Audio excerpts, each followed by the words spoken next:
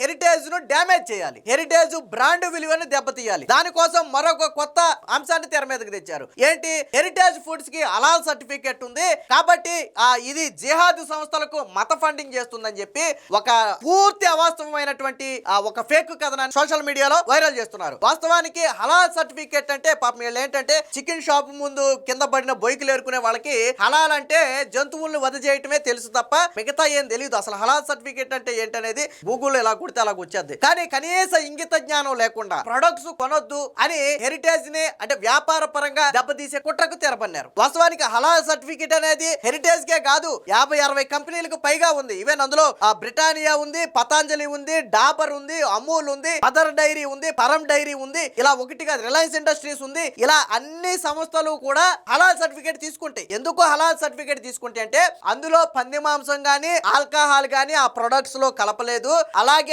వారి మత నియమాలకు అనుగుణంగానే ఆ పదార్థాలన్నీ కూడా తయారు చేశారు. అందులో ఎక్కడా కూడా రాజీ పడలేదని చెబుతూ ఇచ్చే సర్టిఫికేటే హలాల్ సర్టిఫికేట్.